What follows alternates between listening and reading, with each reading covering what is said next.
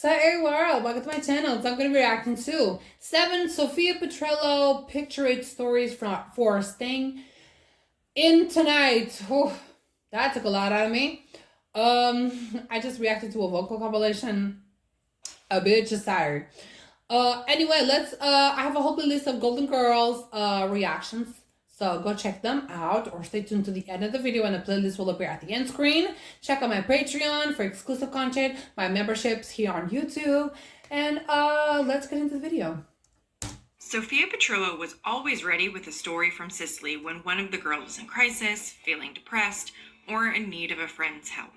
Now, let her do the same for you. Picture it. Brooklyn, 2020. That's so cute. All right, I can pick up a cue. Picture it. Sicily, 1912. A beautiful young peasant girl with clear olive skin meets an... Peasant. You fucking peasants! Pick up my fucking food, hoe! I just had to say it, I'm sorry. Exciting but penniless Spanish artist. There's an instant attraction. They laugh, they sing, they slam down a few Boilermakers. Shortly afterwards, he's arrested for showing her how he can hold his palette without using his hands.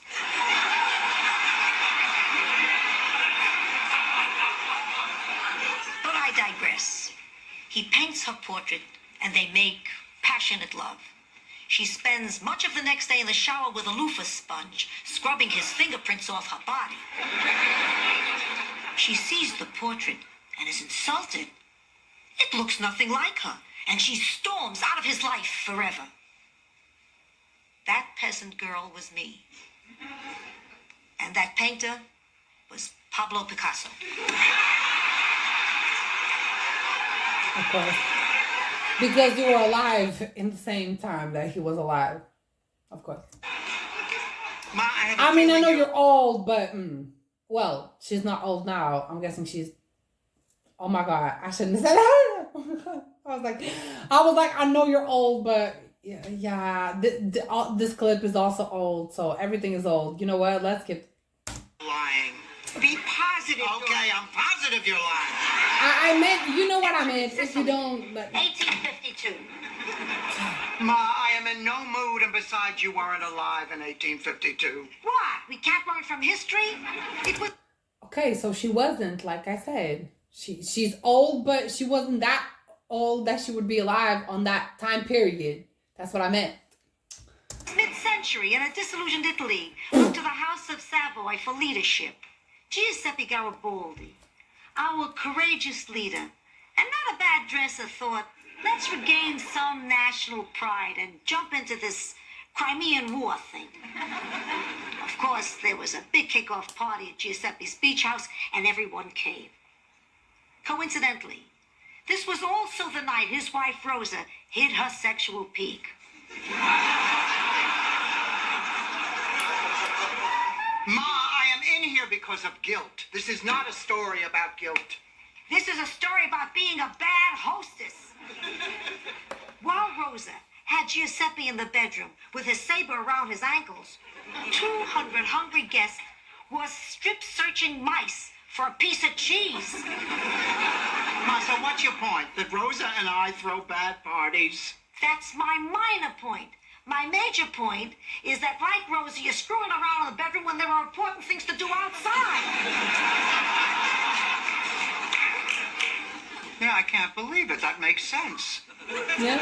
I mean, you went the long way around, but that actually makes sense. Oh, it's the latest chess move from my old rival, Serafina Gambrazzi. Ah, how long has this chess game by mail been going on? What, it must be 10 years now, huh? And it's going to keep on going until I beat Serafina at something. What are you talking about? Picture it. Sicily, 1920. Serafina and I were both crazy about Marco, the goat boy. In appearance, an Adonis. In behavior, horny as a toad. Little did I know he had a thing for hairy fat girls. If I were fatter and hairier, Dorothy, Marco the goat boy could have been your father. Well, I think we all agree. glad. Ma, that was 70 years ago. I was sure he had forgotten. I forget nothing. So, any mail? We're gonna go on national television in clothes we slept in all night. We'll look like hell. We'll be exhausted. We won't be able to answer any questions. Oh, would you stop complaining? We've got it easy. Back in Sicily, I was on a game show. It was torture. What was it called, Sophia? I just told you, torture. Mussolini asked the questions, and you better have the right answers. Things like, who do you like better, me or Hitler? Who's got the snappiest boots, me or Hitler? Who's got the cuter girlfriend, me or Hitler? And you always had to answer Mussolini. Otherwise, they forced you to play the lightning round. They used real lightning. Oh, come on, Ma, you're making this up. Like hell I did. Goods and Totman brought it to the United States, changed a few of the rules, and called it Tattle Tales. Now count your blessings and go to sleep. Good night. My mother always used to sing to us and make us gingerbread men. Really, Rose? I think Michael DeBakey does that before surgery. In Sicily, we never went to the doctor. We went to the widow Caravelli. Whatever you had, she had a cure. She was best known for this green salve she used to make to treat ear infections. One day, she gave a batch to Salvador, the village idiot. He misunderstood the directions and put it on his linguini instead of in his ear.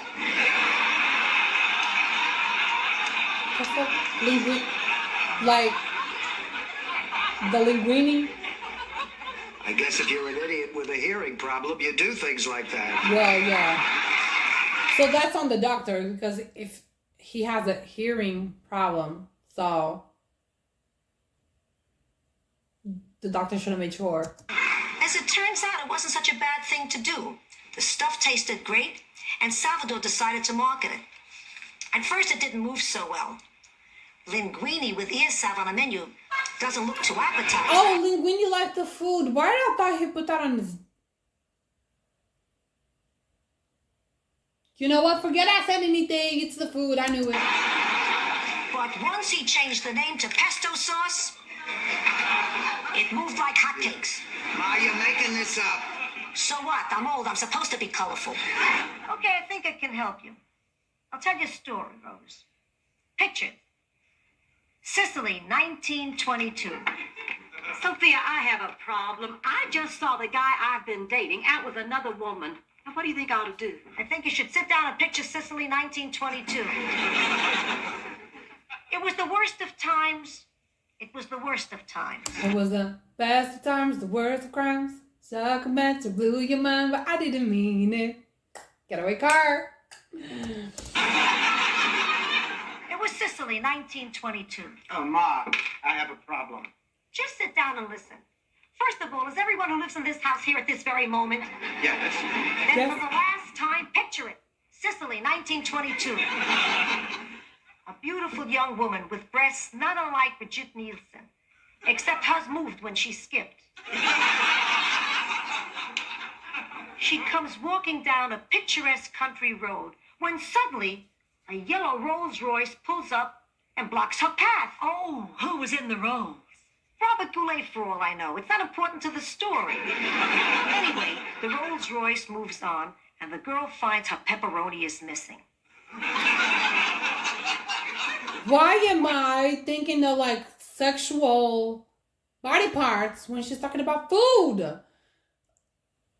Pepperoni is missing. The Rolls Royce moves on, and the girl finds her pepperoni is missing. It's the linguini, the pepperoni. What happened to it? No, Sophia? linguini. Bambi ate it. How should I know? You keep missing the point. The important thing is she has no pepperoni to bring to her family's table. She gets hysterical. She starts to run. She runs through the field, the meadow, over the hill until she comes to a raging river filled with pepperoni swimming upstream. Ma, pepperoni swimming upstream. Yeah, I know it's odd. Pepperoni is a land meat, but there it was. She wades into the river, grabs an armful, and races home to feed her family. When she tells them the story, they think it's an act of God. But as it turned out, a disgruntled pepperoni stuffer had blown up the factory in a neighboring town, causing pepperoni to rain down over 100 square miles, which is where the old Sicilian saying, "It's raining cats and pepperoni," comes from. Is this helping anyone yet? Because this sure feels like an ending to me. How did that help? What can we do? Nothing, just stay out of it. I can't do that. Let me tell you a story. Picture it. Sicily, 1912. Picture this. Two young girls, best friends, who shared three things: a pizza recipe, some dough, and a dream. Everything is going great until one day, a fast-talking pepperoni salesman gallops into town. Of course, both girls are impressed. He dates one night, the other the next night. Pretty soon, he drives a wedge between them. Before you know it, the pizza suffers, the business suffers, the friendship suffers. The girls part company and head for America, never to see one another again. Rose, one of those girls was me. The other one you probably know as Mama Celeste. I'm assuming it's like a famous pizza place or something. So, but I don't know.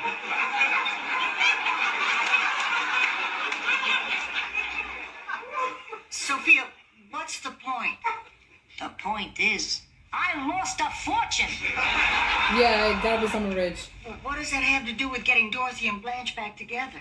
Nothing. I told you, stay out of it. I can't just stand by and watch this happen. I've got to do something.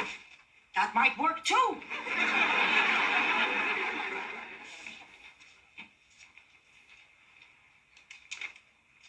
Abundanza. What does that mean? To say that we are going through a lot right now feels like an understatement. And I hope that this video, in some way, has given you... Oh, yeah, because she said 2020, right? Oh, that's cute of her that she uploaded these compilations on lockdown. Period. Bitch, you better work. Come on. I'm only reacting to them now. You know, I wasn't even doing reactions in 2020. In 2020 was when I started my TikTok, actually. So, yeah. Crazy how time flies. 4 years. Huh. Anywho, this is a really interesting compilation. If you have more of Golden Co compilations, either one of the characters, the show in general, please let me know down in the comments. If you enjoyed my reaction, please leave a like, consider subscribing, and I'll see you on the next one. Bye.